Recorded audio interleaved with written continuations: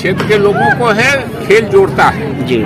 खेल आपस में हम लोग जब राजनीति करने वाले लोग जात धर्म के नाम पर घृणा फैलाते हैं तो एक टीम में हर जात, हर धर्म, हर मूल, हर गोत्र के लोग मिलकर खेलते हैं तो ये आपस में मोहब्बत पैदा करता है, आपस में एकता पैदा करता है। तो ये गांव के लोगों को इस भावना से, क्योंकि समाज में एक तरह से नफरत फैलाने वाले लोग हैं, उनके खिलाफ खेल भावना से भी हमें। तो मिथिला डाइजेस्ट 24 में सबसे पहले आपका स्वागत है और आप ग्राउंड में आए हुए थे सीमा मधुबनी में, क्या कहेंगे फाइनल मुकाबले को लेकर? देखिए, अच्छा मुकाबला हुआ, काफ़ी बड़ी तादाद में लोग थे, लड़कों ने भी अच्छा खेल दिखाया, देखने वालों को ये हुआ।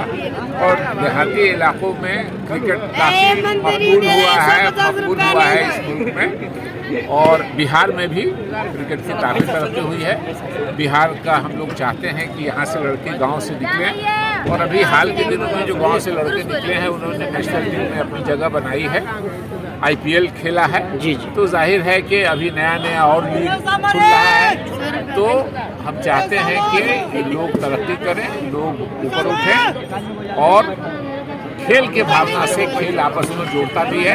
और बिहार के लोगों ने ऑर्गेनाइज किया है इसको, इसलिए इनको मुबारकबाद देते हैं। और कोशिश रहेगी हम लोगों की कि गांव के जो लोग इस तरह का काम करें, उनको जितनी मदद हो सकती है सरकारी तौर पे वो करवाने की कोशिश। बिजी शेड्यूल निकाल कर आप क्षेत्र में पहुंचे, क्षेत्र के लोगों को क्या संदेश देंगे? देखिए, क्षेत्र के लोगों को है खेल जोड़ता है जी।